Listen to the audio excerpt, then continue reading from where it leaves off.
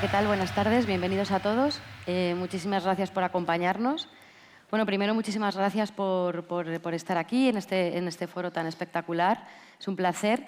Y bueno, hoy nos acompañan 3 mujeres. Un placer para nosotros que estén aquí compartiendo este ratito. Vamos a hablar de liderazgo femenino y si realmente puede cambiar la industria del fútbol, que bueno, está claro que sí, lo puede cambiar. Y para ello, además de una de las mujeres que trabaja en el sector fútbol, sí que es verdad que hemos traído 2 personas, 2 mujeres, que trabajan en sectores que no tienen nada que ver con el fútbol, pero que ejercen como líderes y que queremos aprender de ellas, de su experiencia y qué casos prácticos incluso nos podrían contar para que pudiéramos aplicar en la industria del fútbol. O sea, digamos que esta mesa lo que pretendemos, aparte de pasar un buen rato y compartir experiencias e ideas, es que sea algo muy práctico y que podamos extraer unas claves que podamos aplicar en la industria del fútbol.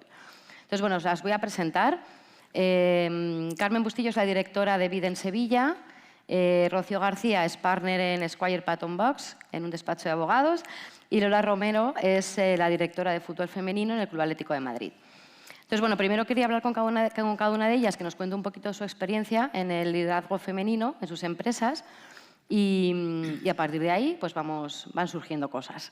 Entonces, bueno, Carmen, cuéntanos, primero cuéntanos qué es Eviden, para los que no lo conocemos, y cuál es qué cargo desempeñas ahí. Y nos vas contando. Pues mira, Eviden es una empresa internacional del grupo Atos, de origen francés, puntera en la tecnología, repartida en 47 países y en una alta posición, sobre todo en temas de computadora avanzada, inteligencia artificial y cloud. ¿Cuál es mi rol dentro de la empresa? Pues bueno, como has dicho, soy la directora de la oficina que tiene Eviden en España, en Sevilla concretamente. En Sevilla tenemos bastante oficina. Tenemos 5 centros de delivery local y creo que como anécdota, teniendo en cuenta la temática que estamos hablando aquí hoy, de esos 5, 3 están gestionados por mujeres que llevamos en la compañía pues más de 20 años. En mi caso llevo 24. ¿Vale? Entonces, mi experiencia en Eviden, relacionado con lo que estaba diciendo, pues creo que ha sido bastante amplia. He empezado desde abajo. Estoy ya como responsable. Todavía me queda mucho camino por aprender y, bueno, creo que todavía tenemos muchas cosas que hacer, las mujeres en la oficina. Muy bien. Yo quería preguntarte, porque sé que en vuestra compañía ha habido un punto de inflexión importante, creo que nos has contado antes, que es interesante que nos relates y que ha significado el cambio, ¿vale? Pero aparte creo que hacéis una serie de políticas, tenéis unas políticas para potenciar el liderazgo femenino, la dirección femenina en la empresa. ¿Nos cuentas un poquito? Sí, primero os cuento los programas que hacemos y ya luego lo más importante que ha pasado en el último año y medio. Los 3 programas, hay muchos programas que hacemos, pero creo que más orientado a la temática de hoy, voy a decir 3, que está basada dependiendo de lo que queremos, ¿vale? Sobre todo en el mundo tecnológico. La primera de ellas está más enfocada a capturar el talento y colaboramos en un programa con Ametic para capturar el talento dentro de las carreras tecnológicas, ¿vale? Pero solo enfocada a las mujeres. Entonces, el objetivo de este programa es fomentar esa formación a una mujer que esté acabando los últimos años del grado y mentorizarla dentro del mundo de una empresa tecnológica, ¿vale? Como puede ser Eviden. Ese es el primer programa. El segundo, una mujer de Eviden, una vez al año, colabora en un programa de Promociona con el objetivo de fomentar las habilidades de gestión para poder conseguir muchísimo más éxito en una organización y que se pueda ver reflejada no solamente en los beneficios de la organización, sino en el propio equipo humano que tenga esa empresa. Y el tercero, que no significa que sea el menos importante, es más interno, porque sí que nos ayuda a promocionar el talento de la casa, al talento de Eviden, que también lo tenemos. Y en este caso lo que se hace es un programa de formación a mujeres que son líderes en equipos dentro de Iberia, que está sponsorizado por los ejecutivos y ejecutivas a nivel global de la compañía y bueno, nos ayudan a poder desarrollar muchísimo más nuestra carrera profesional. Vale, luego seguimos hablando de todo eso, que es súper interesante. Y bueno, vamos con Rocío, que Rocío es súper joven, pero es la bomba, ya es socia en este despacho de abogados internacional que tiene, bueno, pues no sé, oficinas por todo el mundo. y que no para. Y quería que nos contaras sobre todo, bueno, aparte que nos hables de la empresa, qué políticas de promoción del talento femenino puede tener, pero en tu caso además es que nos gustaría que nos contaras tu experiencia, cómo es posible que tan joven llegues a un cargo tan alto y esa responsabilidad tan grande, ¿no? Y entonces ver un poco cómo esas habilidades que tú tienes, cómo las podríamos, o sea, cómo pueden ser que apliquemos a las ejecutivas que trabajan en el mundo del deporte y que quieren crecer.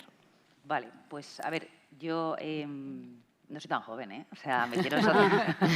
Sí, sí, sí. O sea, lo parezco, pero no, me hicieron socia con 35 años, que es algo extraño en el mundo de la abogacía, sobre todo en el mundo del M&A, que es al que yo me dedico, ¿no? Es al mundo de las transacciones internacionales y el mundo de la inversión. Entonces, es verdad que es un mundo que está bastante masculinizado, que yo creo que es lo que hace que se parezca un poco a lo que es el mundo del fútbol, con lo cual podemos lanzar puentes y entender un poco las cosas ahí. Y nada, soy pues eso, socia de M&A en un despacho que es Square Parton Box, que es esencialmente basado en Estados Unidos, pero con oficinas en todo el mundo.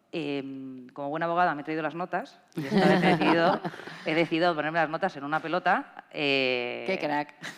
Que luego intentaré pasaros para que podáis ir añadiendo. Pero simplemente por hablaros de políticas, es que no tenemos políticas.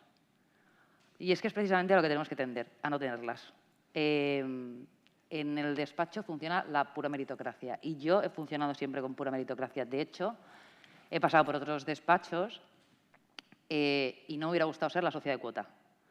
Entonces, me siento muy orgullosa de ser la socia que se ha conseguido ser socia por o méritos. socie, o llamémosle X, porque se lo ha merecido. Y cualquier otra cosa me hubiera sentado un poco mal, la verdad. Con lo cual, cuando me propusieron la asociatura, la propusieron sobre la base de unos números y un business case. Pura meritocracia, nada más que eso. Es cierto que mi caso es un poco particular porque es verdad que soy joven para ser nombrada socia, para llevar operaciones, para tener siempre contraparte a hombres, que suele ser bastante habitual, lo cual no está tan mal. Está bastante bien, de hecho, me lo paso bastante bien. Y en el mundo transaccional en general, en el M&A, por las propias exigencias del mercado, por las propias exigencias de los clientes, de las operaciones que hacemos, que al final a veces estamos con cambios de horarios, etcétera, pues es verdad que es una profesión que es más raro encontrarte una socia en M&A o en transaccional que una socia a lo mejor en laboral, Claro. en fiscal, en otras áreas del derecho que son como menos exigentes en cuanto a horas de trabajo y a dedicación al cliente. En mi caso, en particular, y les voy a contar cuáles son mis notas, de cuáles yo creo que son los tips que me han hecho llegar hasta aquí, el primero es la rebeldía. O sea, yo soy una rebelde sin causa. O con causa. Bueno, en realidad creo que soy una rebelde con causa. Porque la causa hace que realmente haya llegado donde estoy, que es lo que me va a permitir, o lo que me va permitiendo hacer que poco a poco cambien las cosas. No hacia el establecimiento de unas políticas escritas porque el papel lo aguanta todo y lo dice una abogada, sino porque realmente cuando llegas arriba empiezas a generar una normalidad de las cosas en general. Y eso ayuda mucho. Entonces, ser muy rebelde en ese sentido y luchar contra lo establecido de forma inteligente, y por eso yo creo que las mujeres tenemos que utilizar esa inteligencia emocional que tenemos y de la que no tiramos mucho, eso a mí me ha ayudado mucho. Y la rebeldía en determinados momentos ha sido uno de los puntos que me ha hecho llegar. Segundo, la ambición. O sea, la ambición, pero para hombres, para mujeres, yo aparte de ser socia, aunque no creáis, doy clase en la universidad en varios másters, y veo que a la gente joven le falta eso, le falta decir, oye, es que me voy a comer el mundo. Y no solo es que diga que voy a comer el mundo, es que me creo que me voy a comer el mundo. Y eso es algo que en las generaciones jóvenes cada vez se ve poco y es algo que yo echo en falta, porque tener ambición y paciencia para posponer el resultado de esa ambición es importante. Eso pasa independientemente de abogacía, Totalmente. de tecnología, se nota muchísimo. Se nota. Tercero, esfuerzo, porque al final, lo siento mucho, pero el esfuerzo es el triple. Como yo siempre digo, llegas a todo un poco más cansado. O sea, llegas a todo con la lengua afuera, porque, y esto es uno de los siguientes puntos, que es que nos falta confianza. Ahí está.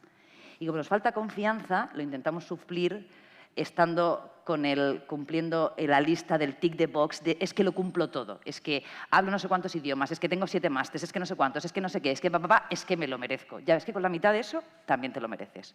Entonces tienes que creértelo y tienes que confiar en ti misma para con esa ambición llegar a donde quieras llegar, que eso es un punto también que es importante.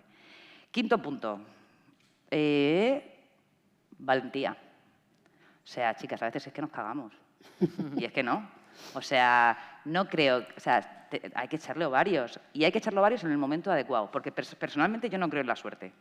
O sea, yo creo, y aquí permitirme que tire de Séneca, porque es uno de mis grandes autores, 2 cosas. Primero, si sabes a dónde vas, cualquier viento te va a ser favorable. Y segundo, la suerte en realidad no existe. Es una conjunción perfecta entre preparación y oportunidad. Y es en ese momento y en ese momento en que confluye tu preparación por tu esfuerzo, tu valentía y esa oportunidad es donde tienes que estar. Y es el momento en el que entonces le tienes que echar ovarios. Y la sexta, y esta, si hay mujeres en la sala, hombres o lo que sea, esa no me la vais a poder quitar de encima, es la pasión. Señores, señoras, pasión. En todos los sentidos. O sea, el momento en el que pierdes la pasión, se ha ido todo. Y si no le echas pasión a la vida, al amor, al trabajo, a cualquier cosa, no llegas a ningún sitio. Y esas 6 cositas son las que a mí, pues por algún motivo extraño, me han hecho llegar a donde estoy. Y concluyo, básicamente poniendo aquí, que yo creo que lo que hay que es be yourself, be a woman. O sea, no te intentes convertir en nadie que no eres, no intentes ser un hombre, eres una mujer en un ambiente en el que cada vez encontrarás más mujeres, en el que de repente más hombres, pero no intentes ser otra cosa. No te intentes masculinizar, no intentes hablar el idioma porque los hombres han establecido su idioma. Sé tú misma. Y si es tú misma, sé tú misma, sé mujer.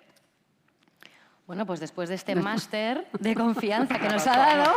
Eso lo merece.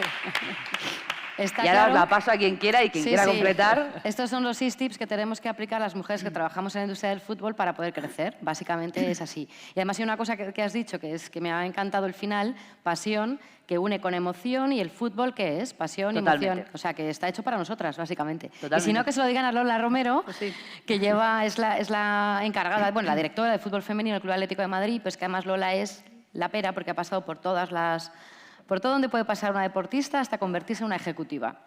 Entonces, bueno, en toda tu experiencia que has tenido, desde que estabas jugando, empezaste y tal, has ido creciendo, evolucionando, bueno, pues habrás visto cómo ha evolucionado la mujer dentro de la industria del fútbol. Estamos viendo un momento de cambio brutal. Y, bueno, quería que primero que nos contaras un poco cómo has vivido tú personalmente todo eso, pero también en la organización en la que estás, que es una organización súper de élite, súper importante. ¿Cómo se asume ese liderazgo tuyo dentro? ¿Cómo lo vives? ¿Cómo lo viven los demás, sobre todo? ¿no? Y que nos cuentes un poquito eso. Bueno, buenas tardes a todas y a todos. Para mí es un placer y muchas gracias por invitarnos, Lourdes. Mira, me hace mucha gracia, ¿no? Porque escuchando a Rocío identificas el fútbol femenino perfectamente. Todo lo que has dicho, yo creo que no hay cosa que no esté vinculado al fútbol femenino, ¿no? La pasión, el liderazgo, la valentía. O sea, hay tantísimas cosas que además arrastran. Yo, por ejemplo, vengo de 22 años de una transición brutal en la que fui jugadora en su momento, me convertí en presidenta porque alguien tenía que liderar esto y todavía en el fútbol, en el Atlético de Madrid éramos un sucedáneo, no éramos todavía lo que se ha convertido hace unos 6 años, 6, 7 años.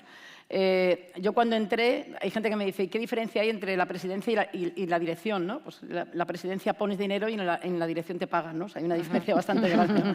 Pero sobre todo, yo he tenido la gran suerte de vivir la transición, con lo cual disfruto cada día de esos pasos. Yo sé he sabido lo que es un campo de tierra, tanto jugando como liderando el proyecto del Atlético de Madrid.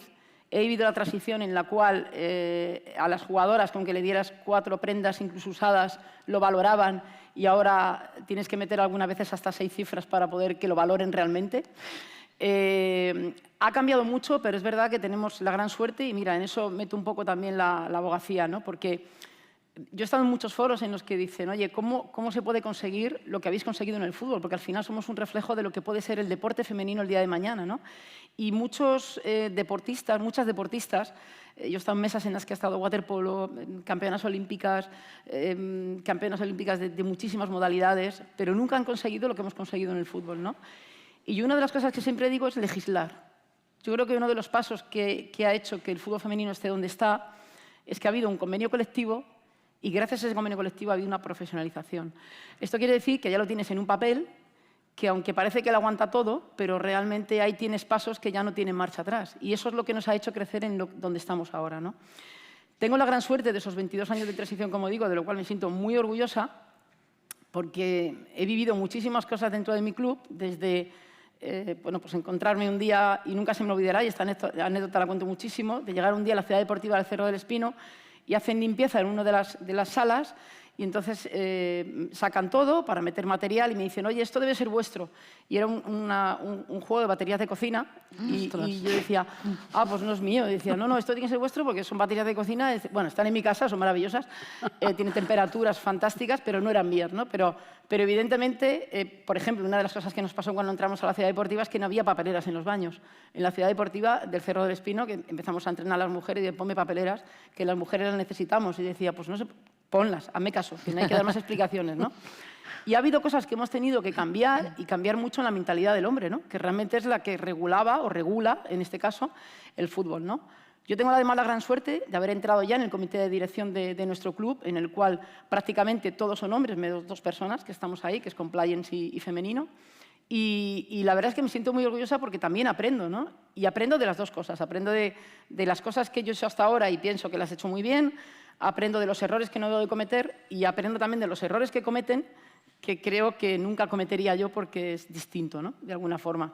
Y volviendo a lo que hemos conseguido en el fútbol femenino, bueno, para mí, evidentemente, los pasos que hemos dado, y como habéis visto últimamente, son muy firmes. Yo creo que la mujer cuando se propone algo y quiere conseguirlo y tiene esos líderes que le rodean, al final lo consigue. Y por una particularidad, y es que yo creo que no somos conformistas, ¿no? De todo lo que has dicho tú, Lourdes, pues yo no quitaría ningún adjetivo en lo que es el fútbol femenino, ¿no? Porque al final, yo recuerdo cuando entramos en la profesionalización y empezó a entrar dinero, y esto no quiere decir que empezamos a ganar, empezamos a empatar con lo que perdíamos, ¿no? Y entonces decía, oye, ahora no os relajéis. Digo, sí, eso no sabemos hacerlo. O sea, nunca nos hemos relajado, yo llevo años sin relajarme, no soy capaz de relajarme en ningún momento, ni aun teniendo, y sigues todavía queriendo crecer a base de trabajo y de esfuerzo, nunca de la relajación, ¿no? Entonces, la verdad es que me siento muy orgullosa de haber vivido todo esto y de lo que estoy convencida que está por venir, que es enorme, es muy grande, y ojalá de verdad seamos ejemplo de todos esos deportes femeninos que están por venir y que le tenemos que echar una mano para que entiendan que hay cosas que no pueden ocurrir, cosas en las que no te pueden pisar, cosas en las que no tienes que hacer mucho más que el resto, porque el resto no hace tanto y lo tiene. Tú tienes que hacer mucho más para conseguir esas cosas y que ojalá seamos ejemplo de muchos deportes. Seguro que sí, hay que seguiros. Muchas gracias. Carmen, seguimos contigo porque en vuestra empresa sí que se aplican esas políticas que nos habías contado y lo que queríamos ver un poco es si percibís un resultado real. Entiendo que realmente lo que van es un poco a lo que decía Rocío, ¿no?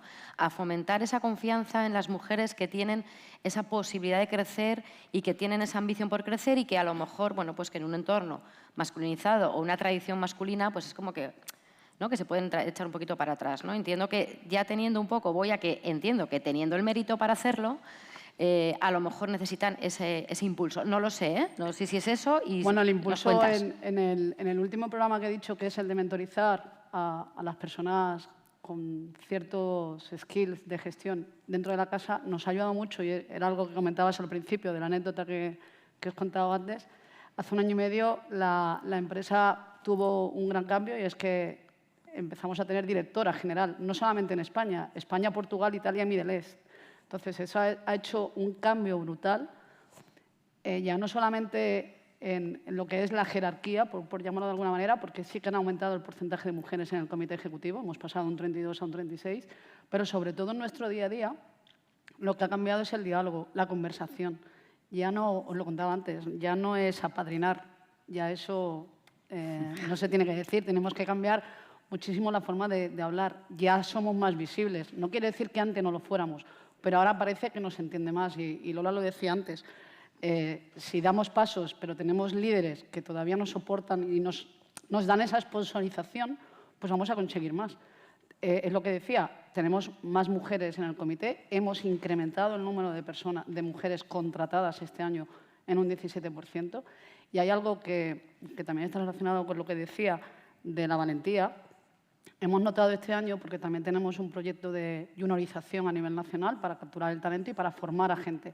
Y este año hemos metido un 15% más de mujeres que no son vocacionales, sino que vienen de una carrera profesional que no tienen nada que ver con la tecnología.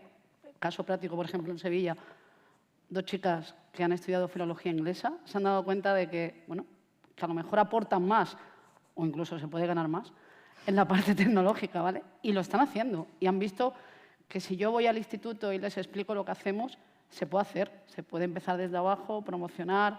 Si te gusta, tienes soporte dentro de la casa. Entonces, creo que parte de lo que nos está pasando a nosotros en el tema del fútbol se puede traspasar mucho.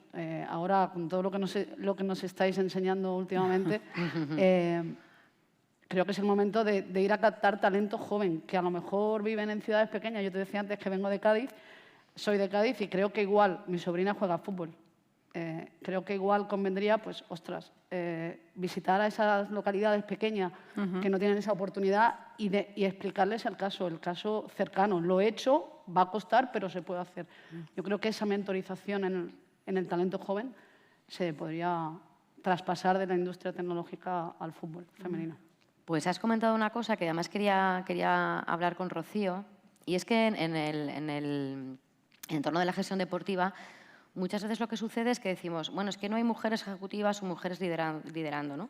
Y es que a veces el problema está en la base, que no tenemos tantas mujeres que les guste la industria del fútbol y desarrollen su carrera profesional en ella y puedan, evidentemente, escalar puestos pues, por meritocracia, por ambición, pasión, etcétera, etcétera, ¿no? Entonces, siempre hemos pensado, ¿y por qué las chicas jóvenes, ¿no?, que están terminando de estudiar, que han estudiado una carrera como filología inglesa, por ejemplo, o que vienen de otro sector, como el caso de Rocío, ¿no?, jurídico, finanzas, medicina incluso, ¿no? ¿Por qué no contemplan el sector del fútbol, la industria del fútbol, para poder trabajar en ella? Y más allá también la deportiva, ¿no? Entonces, hablando de este tema con Rocío justo antes de entrar, me decía, pues yo de repente me he encontrado con que estoy totalmente metida en el fútbol, ¿no? Y quería que nos contaras un poco eso, ¿por qué crees que puede ser tan divertido para una abogada? No manejo mucho vuestros cotarros, pero bueno, ¿cómo puede ser divertido, atractivo para una abogada o una persona que está estudiando un máster o que está terminando la carrera de Derecho y tal, que pueda desarrollar su carrera profesional en el mundo del deporte, en el mundo del fútbol en concreto? Pues la verdad es que la respuesta es en una palabra, es por desconocimiento. O sea, por desconocimiento, y voy a decir una cosa, ¿esto se está grabando? Se está emitiendo. Se está emitiendo, bien. La realidad es que creo que he aprendido realmente lo que es un fuera de juego hace básicamente minuto y medio. No, es coña. Pero es verdad que la realidad es por puro desconocimiento. Yo creo que es por puro desconocimiento de lo que es el sector y también de lo que se percibe del sector desde fuera. Ahí está. O sea, al final, dedicándote... Que claro, ¿qué percibes? O sea, perdonar que vaya a los clichés, ¿no? Pero bueno, yo soy abogada y voy a hacer... Y claramente, como veis, no soy nada cliché porque los abogados son un coñazo y no hacen bromas. Van vestidos de traje y no llevan sneakers. Bien, no, yo no soy eso. Pues yo creo que con el fútbol pasa un poco igual. O sea, hay un poco de cliché de esto es de tíos, machirules, en un bar, no sé qué, viendo cerveza, no sé cuántas, tal. Y yo, de los tíos más inteligentes con los que he mantenido una conversación, son tíos que les flipa el fútbol. Y tú dices, ostras, pues esto no va de ponerse borracho un día cuando pasas y de repente está jugando el partido y dices, ostras, es que no puedo pasar por la calle porque aquí esto se está montando... Entonces, es por puro desconocimiento. Entonces, al final, cuando te dedicas al transaccional, como yo, pues a ti te viene el típico cliente que te va a, literalmente, jorobar la existencia durante los próximos 9 meses hasta que cierre su operación. Entonces te llega y te puede ser de cualquier cosa, con lo cual lo mismo compro una empresa de cosméticos que vendo un geriátrico que de repente hago una inversión en un grupo de empresas que tienen que ver con todo el mundo del fútbol. Y en los últimos años me ha venido sucediendo y yo era una cosa que la primera que llegó ya dije, buah, si es que no sé lo que es un fuera de juego. Dije, si es que no sé quién es el presidente, el no sé qué, bueno, todo mal. Y claro, tú dices, porque en las negociaciones, claro, hay mucha conversación de ascensor. Y claro, dices, ¿y de qué voy a hablar yo con este tío a las 3 de la mañana cuando estemos negociando si no es de fútbol? Dije, vamos mal. Entonces, claro, ahí ya empecé. Y la verdad es que luego te das cuenta de eso, de que es súper divertido, de que se montan estructuras hiper complejas. Es súper challenging. Me alegra y cojo lo que dices, Lola, de que lo de legislar y que los abogados todavía somos importantes, porque a veces piensan que con ChatGPT de repente vamos a desaparecer. Y espero que no suceda. ¿Y tú que te dedicas a lo tecnológico? Espero que no. Yo te digo no. desde el cariño que pinta igual... mal. Ya lo sé. El horizonte no es bueno. Pero, entra en el fútbol. pero no, total. Pero es verdad que es por puro desconocimiento. Y un poco por lo que venía diciendo Carmen y al hilo también de lo que decía Lola, o sea, si no lo conocen, si algo no lo conoces, no existe. O sea, cuando tú no sabes lo que hay... Por eso, a ver, yo soy de Murcia. O sea, yo salí de allí a los 17 años, me fui a Londres y dije, vamos a conocer mundo. Entonces, si no conoces, no existes. El conocimiento, el saber y el esfuerzo te hace libre. Libre para decidir y libre para saber qué te gusta. Y muchas chicas, literalmente, lo que se quedan es precisamente pues, en ese cliché, pues como que te puedes quedar, a partir de ahí todos cambiaréis vuestro concepto de lo que es un abogado. Pues cuando tú conoces y entras un poco en la industria del fútbol, dices, ostras, pues esto mola un huevo, pues los contratos son complejísimos, pues las estructuras que se montan son dificilísimas, pues nos supone un challenge a los abogados en muchas ocasiones porque hay muchísimos intereses y muchísimos conflictos de interés dentro de los propios contratos que hace que... Y aparte, luego hay mucha pasta, las cosas como son. Trabajamos por dinero, lo siento, no somos una ONG. Pero es la realidad y es por puro desconocimiento. Si se conociera más el sector... Yo creo que se tendría que gritar menos, en todos los sentidos. A mí por lo menos me ha pasado, o sea, conocer, aprender y saber me ha permitido llegar gritando menos. Y hacer las cosas con esa serenidad hace que todo fluya de otra manera, ¿no? Vaya de forma diferente. Lo que pasa es que, yo te digo una cosa, yo os entiendo, que estéis trabajando... A los abogados. Sí, no, entiendo lo que dices porque aparte de trabajar queréis divertiros, por eso habláis de fútbol. Sí. También piénsalo, entonces dentro de, seguro que rompe el hielo, hablar de fútbol, ¿no? Y a mí me pasa muchas veces también, ¿no? Totalmente. Y bueno, Lola, yo también te quería preguntar, tú trabajas en una estructura, en una corporación élite, y tenéis vuestro organigrama, tú eres la directora de fútbol femenino. Entonces, lo que hablabas antes, ¿no? De que ojalá el resto de deportes nos puedan seguir, o sea, os puedan seguir a todo este camino, esta brecha que estáis abriendo.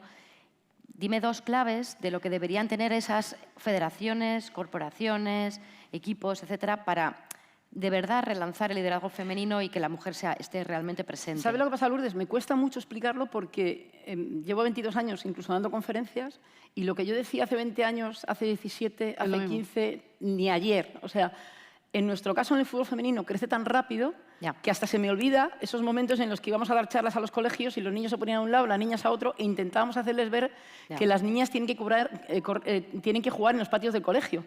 Y ahora se las piden las primeras porque el fútbol ahora femenino está de moda. Claro. Y cuando hay una niña que despunta un poco, es la primera que se pide, ¿no? El pares o nones, primero la niña que sabe jugar al fútbol y luego me pide a los chicos, ¿no? Entonces, ha cambiado tanto y tenemos la gran suerte, y por eso digo que somos imagen de muchos deportes, que yo creo que hay muchos tics, hay muchas formas, ¿no? Por ejemplo, en nuestro caso en el club, una de las cosas que yo entendí nada más llegar, y cuando digo llegar es aterrizar dentro de la SAD, dentro de lo que es el club. Yo he trabajado mucho por libre, le sacaba 600 euros al de Coca-Cola para que me pagara un póster. Ahora es impensable decir la Coca-Cola dame 600 euros. El valor del fútbol femenino es mucho mayor.